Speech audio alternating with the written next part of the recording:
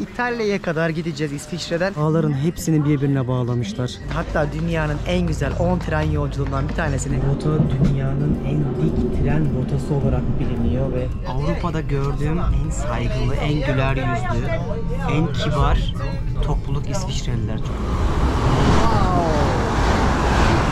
Ve buzullar görünmeye başladı. Geldiğinizde böyle pesler alırsanız bu trenlerin neredeyse hepsine binebiliyorsunuz da. Ve biraz sonra artık İtalya'dayız. There's a lot of colors. I don't know where to go. See a lot of colors. Only feeling blue. There's a lot of colors. Lost within a haze. Hanımlar beyler, herkese İsviçre'den günaydınlar. Bugün sadece 7 saat uyudum ve heyecandan ölmek tabirini yaşıyorum. Çünkü biraz sonra dünyadaki en iyi 10 tren yolculuğundan bir tanesi olan UNESCO koruması altındaki İsviçre'nin Bernina Express yolculuğunu yapacağım. Çok zor bilet buldum. Normalde biletler 3 ay öncesinden bitiyor. Yani yer bulamıyorsunuz ama geldiğinizde turizm ofislerine gittiğinizde çok yardımcı oluyorlar ve dün bana harika bir rota çıkarttılar. Şimdi yolculuğuma başlıyorum. Öncelikle bir trene bineceğim. Bu lokal bir tren olacak. Beni dağlara götürecek. İtalya'ya kadar gideceğiz İsviçre'den. Sonra o üstü camlı olan trenlerle de geri döneceğim. Bu bileti bu şekilde bulabildim. Diğer türlü bulamıyorsunuz çünkü. Sabahın saat şu an 7'si. Akşam böyle 1 gibi yattım ve heyecandan böyle rüyalarıma kadar girdi derler ya, onu hissettim. Ve bugün size hem bu yolculuğumu hem bu deneyimi hem de buralara gelirseniz nasıl bu tren sistemini ve Bernina Express'ini kullanabileceğinizi göstermeye çalışacağım. Açıklamaya yazacağım her şeyi okuyun. Çünkü bu muhtemelen Türkiye'deki en güzel YouTube içeriklerinden bir tanesi olacak. Ben biraz araştırdım ve böyle orta karardı çoğu videolar. Çok kapsamlı değildi. Öyle heyecan dorukta. Hadi size iyi seyirler. Bana da iyi yolculuklar. Başlayabiliriz. Bu bulunduğum yerin adı Bedragas. Biz şu anda İsviçre'nin doğusundayız. Zürih'ten yaklaşık 1,5 saat 2 saat mesafedeyiz ve hemen buranın ilerisinde meşhur Davos falan da var. Burada böyle küçük köylerde kalıyorsunuz, trenlere binip yolculuğunuza başlıyorsunuz. İsviçre'yi gezmek için böyle bir tane uygulama var. Rail Planner adında. Buradan bütün trenleri görebiliyorsunuz ve rotanızı ayarlayabiliyorsunuz. Ben buradan bir 4 günlük PES aldım İsviçre'de ve şu ana kadar 3 tanesini kullandım, görüyorsunuz. Çok basit sistem. Buraya geliyorsunuz.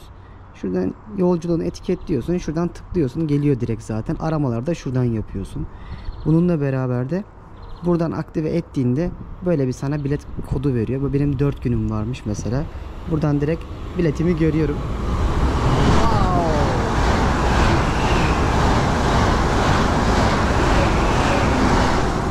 Wow, hıza bak.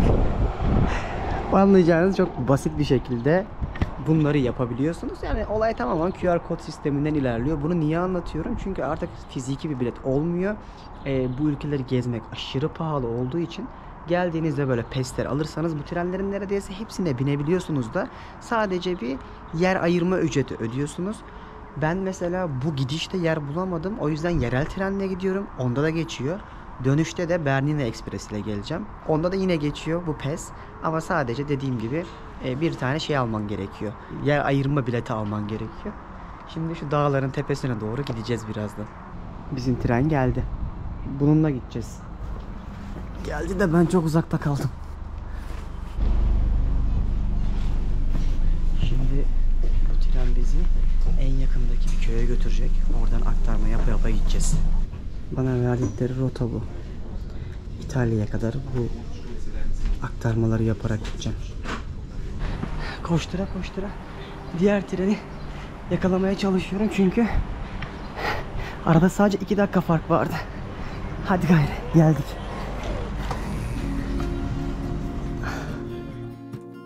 There are a lot of choices waiting to be made. Too many choices making me afraid. Dreams are not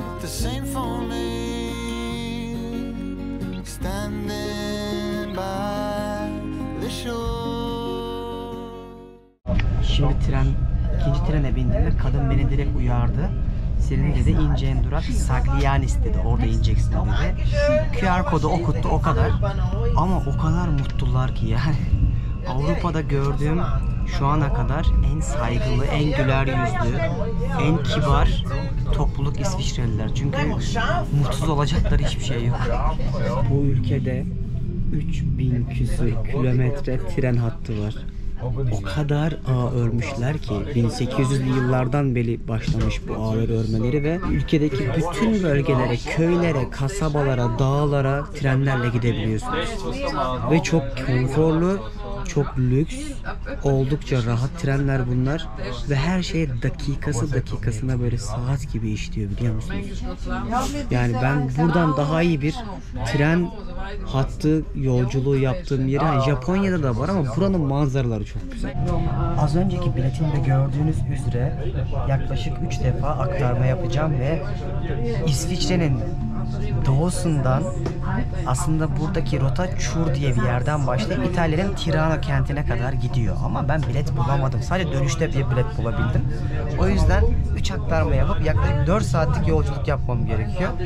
Bu gidişin en güzel tarafı sol tarafta oluyormuş. Dönüşün de sol tarafı oluyormuş. Çünkü ben 2 farklı hattan geziyor olacağım bu coğrafyayı. Eğer sadece Bernina Ekspresi'ni yapsaydım aynı hattan gidip gelecektim. Şimdi bu hem bu şekilde olduğunda yerel trenlerle de farklı köyleri ve dağları görebiliyor olacağım. Bir haftadır İsviçre'deyim.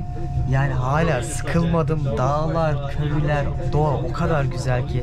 Dünyada bence doğayı gerçek anlamda korumuş en iyi ülkelerden bir tanesi burası. Bitmiyor. Her yerde bir şey var.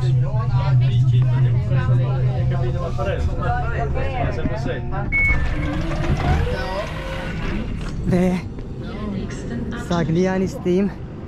Şimdi buradan Pontresina'ya gideceğim. Biraz sonra gelecek. Hemen böyle aktarmalar çok basit oluyor. Her şey planlanmış. Arada 1-2 dakikalık fark olsa da kaçırmıyorsunuz ve şu an yaylalara çıktık. Az önce yaklaşık 20 dakikalık bir tünel gördük. Yani sadece kapkaranlık bir tünelden geçiyorsunuz 20 dakika boyunca. Dağların hepsini birbirine bağlamışlar. Ve şu oksijen anlatamam. Yaylalardayız. Tren geldi. Az önce 20 dakika geçmişiz tünelden. Abi söyledi. Ya dedim geçti, burada yaşıyorlarmış. Benim video çektiğimi görünce nerelisin falan diye böyle sohbet ettik.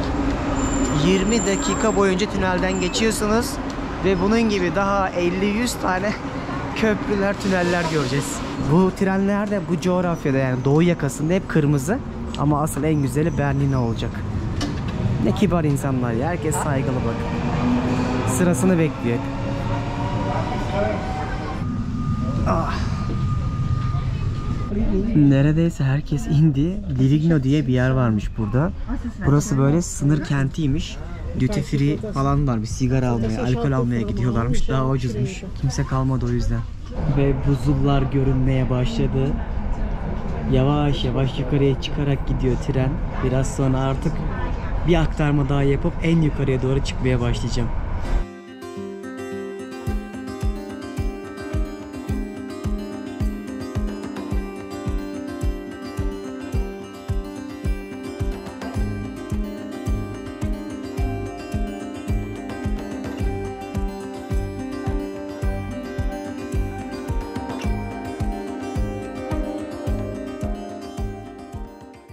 Artık son aktarma için Pontresina'ya geldim. Buradan İtalya'ya geçeceğim. Bütün her şey çok sistemli ya. Bayıldım gerçekten. Kusursuz. Süreler harika, aktarmalar harika. Hava mis. Herkes İngilizce konuşuyor. Hiç sıkıntı yok. 15 dakika. Burada aktarmam var şimdi. Bu Bernina Ekspresi'nin İtalya'dan başlayan kısmından İsviçre'ye dönecek şekilde almıştım ya biletimi. O yüzden şurada biletimi bekliyorum. Biz biraz sonra 10.08 trenine bineceğiz. Soralım bakalım nereden kalkacak. Şurada bir sürü böyle abur cubur alabileceğiniz otomatik makineler var. Oradan abur cubur bir şeyler alabiliyorsunuz.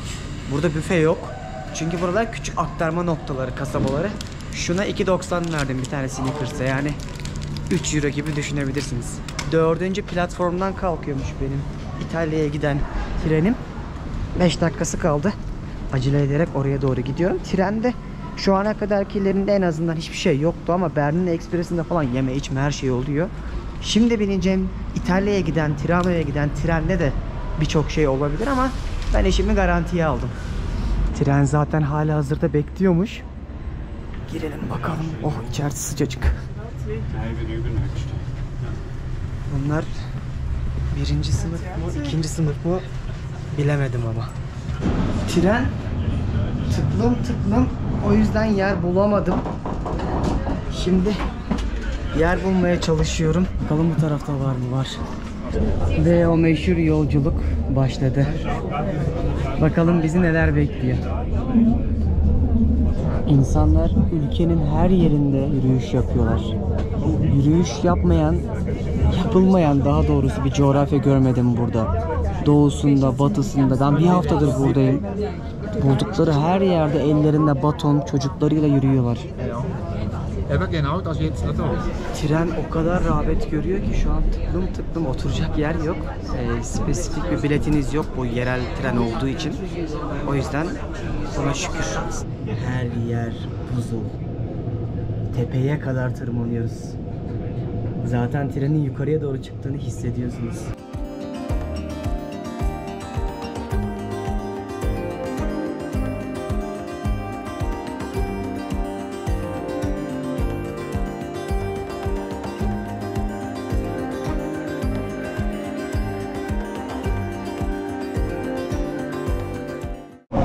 Şu alanda camları açabiliyorsunuz. Ben açtım vallahi.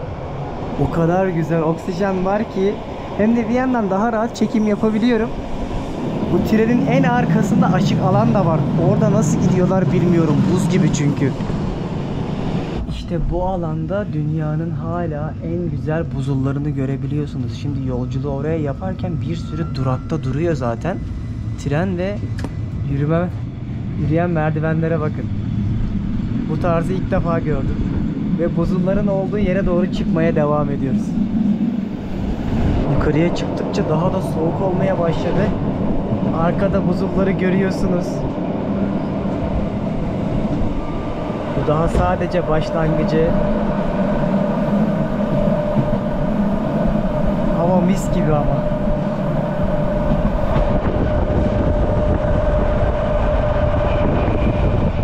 Ben daha önceden de buzulları yakından görmüştüm. Hatta çıkmıştım. Yeni Zelanda'da helikopterle gezmiştim ama hiç böyle bir trenle buzulların yakınından geçmemiştim. Yani yürüseniz herhalde bir yarım saate buzullara ulaşabiliyorsunuz. O kadar yakın. 3000 küsür metredeyiz şu anda. Bir de burada bak şöyle evlerin etrafını süslemişler. Farklı farklı bayraklar asmışlar vesaire, Nepal'deki gibi. O yüzden böyle sanki benzer kültürü andırdı bana. Abi Alp Grün diye bir yere geldik. İnsanlar burada otellerde falan kalıyormuş. Şimdi daha iyi anlıyorum. Şuraya bakar mısınız ya? Bütün buzullar gözünüzün önünde ve eridiği için şu an yaz mevsimi şelaleler oluşmuş. Ya muhteşem bir tecrübe oluyor. Eriyen buzullar aşağıdaki göleti oluşturmuş. O yüzden rengin güzelliğine bakın. Şelaleler buraya akıyor. Yani bilmiyorum ekranda ne görüyorsunuz ama canlısını izlerken ses tonundaki heyecandan tahmin edebiliyorsunuzdur.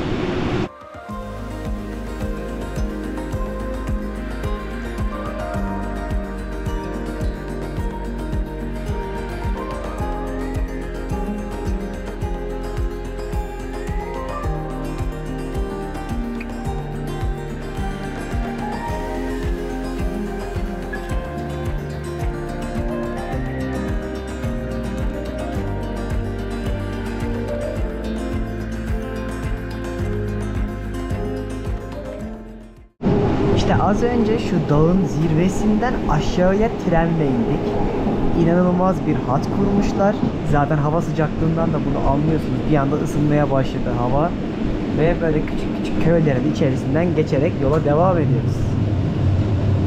Rota dünyanın en dik tren rotası olarak biliniyor ve dedikleri kadar varmış. Yani dakikalardır yukarıdan aşağıya böyle eğimli bir şekilde iniyoruz ve hiç bu kadar yokuş aşağı bir tren yolculuğu yaptığımı hatırlamıyorum. Artık hem hava ısınmaya başladı hem hala İsviçre'deyiz ama daha böyle doğanın olduğu, dağların azaldığı bir yerlere doğru geldik. Buradan da güzel böyle birkaç göl ve dağ manzarasını görüp İtalya'ya doğru şimdi artık sınırdan geçeceğiz. Şu anda ekranda görünen maviyi umarım sizlere kamerayla doğru aktarabiliyorumdur.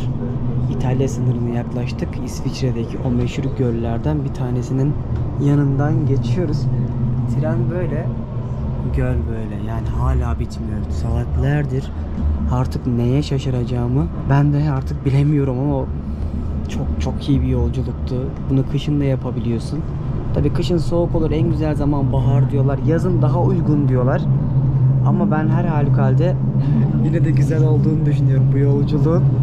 Şimdi İtalya'ya girince bir şeyler yerim. Artık acıktım çünkü. Daha da asıl yolculuk bundan sonrakinde devam edecek. Ve biraz sonra artık İtalya'dayız. 2-3 bina kaldı. Şu arabayı geçtikten sonra şu yeşillik alan artık İtalya oluyor arkadaşlar. Hayırlı olsun, İtalya'ya geldik sonunda. Bütün coğrafya tamamen dağlarla kaplıydı. Vadilerden aşağıya inerek ilerleyebiliyorsunuz ve yerleşim alanlarını hep yamaçlara yapmışlardı. Ama artık yapılar bir anda değişmeye başlayacak. Çünkü İtalyan mimarisini görmeye başlayacağız. Her ne kadar Alpler olsa da. Şimdi 10 dakika sonra artık tren yanaşacak ve ineceğiz. Geldik. Bu çanta da her geçen gün ağırlaşıyor. Bir de önüme bunu aldım mı dengemi sağlarım. Harika bir yolculuktu ya. Çok keyifliydi. Asıl biraz sonra Bernina Ekspresi'ni düşünmek dahi istemiyorum. Yani bu kadar güzelse Bernina hayal gibi olacak muhtemelen. Şimdi bak biz nereden geldik? Şu dağları görüyor musunuz? Bunların işte arka taraflarındaki tepelerden böyle 2000-2500 metrelerden 700 metrelere İtalya'ya indik. Sınırın olmaması harika tabi. Avrupa Birliği'nde istediğiniz yere özgürce geçiyorsunuz. Artık hem dilim damağım kurudu hem bu trende restoran yoktu. O yüzden hiçbir şey yiyemedim. Bir tane Snickers'ta duruyorum. Ve İtalya'ya geldiysek ki bence Avrupa'daki en iyi mutfak, İtalya'da güzel bir şeyler yiyelim hadi. Şimdi otogardan tren istasyonundan çıktım böyle. Tatlı küçük bir kasaba. Hava çok sıcak. Yukarıda mont giyerken burada artık tişörte döndüm. Binaların bile şekli hemen değişti, fark etmişsinizdir. Bir anda şey oldu, İtalya oldu. Haydi yemek yiyelim bakalım, ne yiyeceğiz. En azından burada euro harcanıyor. Artık franktan bıkmıştım. Yani her yemeğim benim 1000 liraya falan geliyordu. İsviçre'de. Gözünü seveyim İtalya'ya. Şimdi 10-15 euroya bir şey yeriz. Burada da yine su beleş. Ama dolduramadım. Dur kamerayı kapatayım. Size şöyle söyleyeyim. Burada mesela pizza 7,5 ila 10 euro.